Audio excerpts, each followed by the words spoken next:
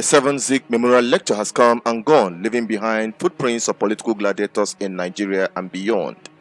Taming the monster of corruption in Africa is the theme of the lecture. Dike Chukwumerije summarized this in a poet. This is what Chinedu meant when he said that the problem of Nigeria is threefold. 1, leadership. 2, leadership. 3, leadership.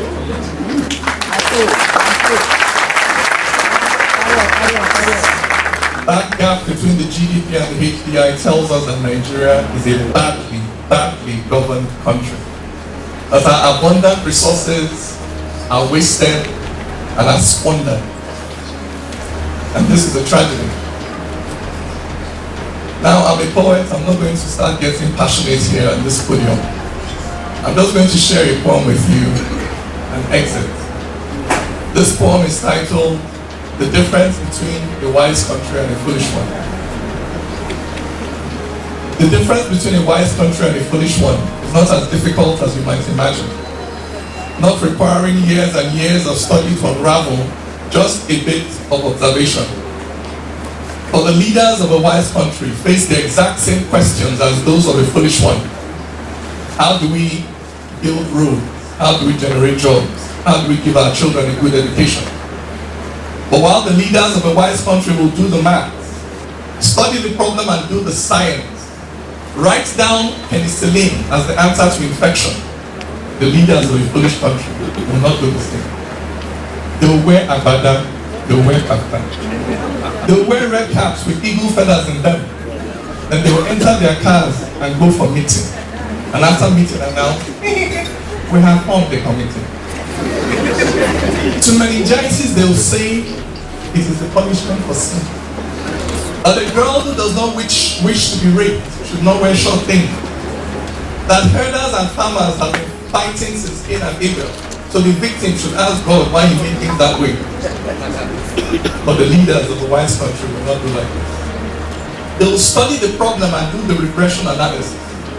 Build suspended bridges when they come to gaps in the road, but the leaders of the foolish country will not do like this. They will wear gold rings, they will wear bangles. They will wear threaded caps and twist to one side. Then they will enter their car and go for meeting. And after meeting announce, we have all the committee.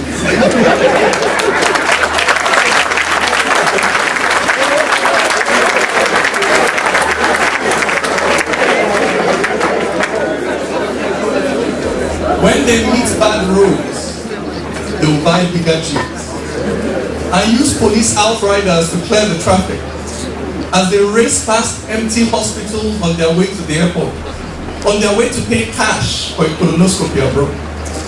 But the leaders of a wise country will not do. They will study the problem and do the calculus. As if the poor can be richer, then the rich will feel safer. But the leaders of a foolish country will not do that. They will wear a tibo, they will wear a shirt, they will wear beaded caps wrapped in white turban, and they will enter their car and go for meeting. And after meeting announce,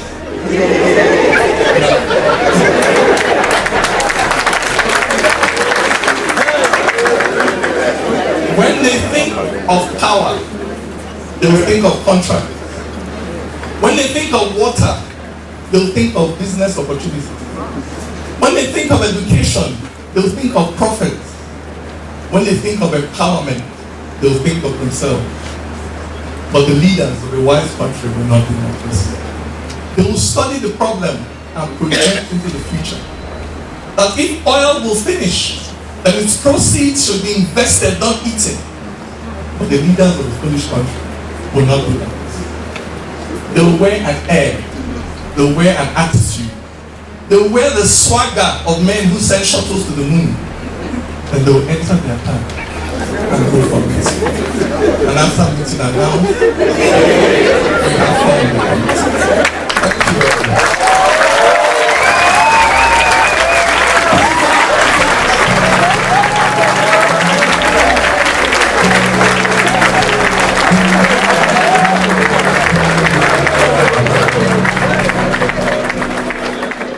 Former Governor Governor of Anambra State and PDP Vice Presidential candidate Mr. Peter Obi took the floor to paint a clearer picture of how Nigerians, including religious leaders, worship corrupt politicians.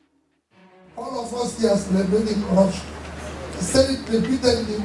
It's the only country where you live in, people vote you in, they know you have no house, you have no car, and suddenly, 6 months after, you buy 10 cars, you 2 houses, and invite them for Thanksgiving. They are there. The bishop is preaching that wherever you got the money, let it increase. Everybody is happy with you. Everybody is happy with you. You made it, and God will multiply it. So instead of calling police, that's celebrating. This is a country where you vote people who cannot eat 3 square meals a day. They now have free meal, but guess what? They now find the choicest wine, choicest things in the world to celebrate it. And people are drinking along with them. And what they're wasting is their own resources. That is the corruption. We're all celebrating it. We all have to stand against it. We all have to stop it. But again, I say, fighting corruption is not an economic policy like it's happening today. We're not the most corrupt country in the world, and I thank you, I guess, HR for that. We're not more corrupt than China and Indonesia, but why they're fighting corruption, which I always say, is that you find some people preferring in your shop, you don't shut down the shop. If you shut down the shop, by the time you come back, the more goods have expired. Which is the case for Nigeria. Did they shut the shop? By the time they came back, we went into recession. And we are still in recession. Forget everybody telling you we're out of recession. We are still inside recession. The recent rating of the inequality measure says Nigeria is 157 or 157. It's gotten worse. From 142 to 157. Every index of measurement of development is getting worse in Nigeria. The chairman of the event and president of Nigerian Senate Dr. Bukola Sakari charged political leaders to emulate Ziks' legacy of service to restore human dignity. This afternoon, it will be of great delight that we will continue to make sure that the legacy of the great man continues to be restored and cherished. I am indeed humbled, and it's a great pride for me to be chairing this event today, as we hear and listen this lecture being delivered, so that we can all recommit ourselves to defeating the monster of corruption in our country and in Africa as a whole. It is by getting rid and reading our system of governance of corruption that this country can grow to achieve its true destiny, as envisioned by the founding fathers, one of whom was a great state of Africa. I thank you. The keynote speaker, His Excellency Benjamin Mkapa, former president of United Republic of Tanzania, delivered the main lecture.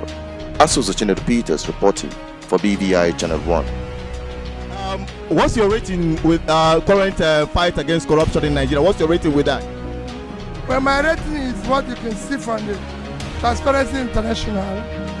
I believe that we need to do more to fight corruption, especially to do more to stop it from reoccurring.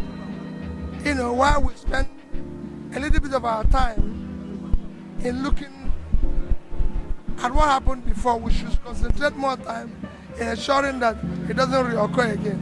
Okay, what are you going to do different? Your government, what is eventually gets Nigerian mandate? What will you do differently for what is happening now? When the campaign starts. Hello, sir. Can you please tell us what's the departure between what you have in Ziks' generation of politicians and what is obtainable now in Nigeria? Levels of competence and integrity have dropped drastically. So it's apparent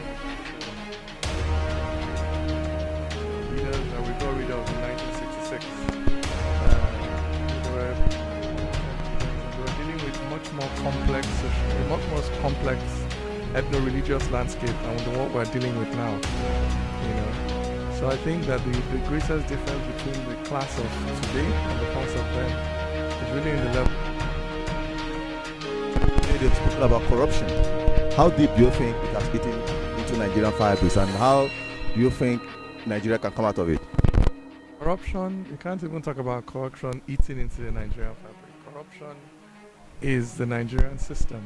Our system is corruption. It's corrupt from the head, to the bottom. And it's very hard to actually think of a holistic solution to corruption that does not entail in some way moving aside an entire generation of leaders and administrators and then bringing in a new generation.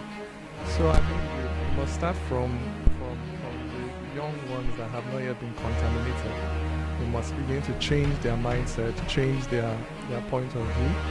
And then if we are fortunate to have a sort of wholesale shift in the political class, where a new class of politicians who are truly oriented towards developing this country can take over and be in power for 30, 40, 50 years, so that a generation of Nigerians can grow in a new kind of system. So without a wholesale change of the system, corruption is going to be with us endemic like this for a while.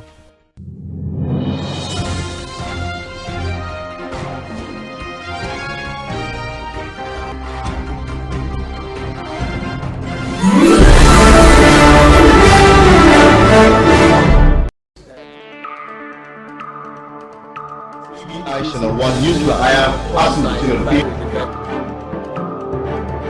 This is BVI Channel 1%, where we address questions.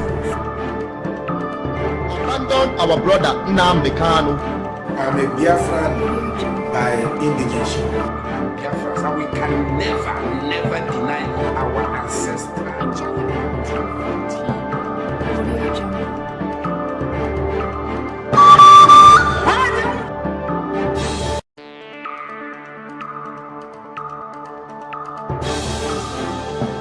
This is BVI Channel 1.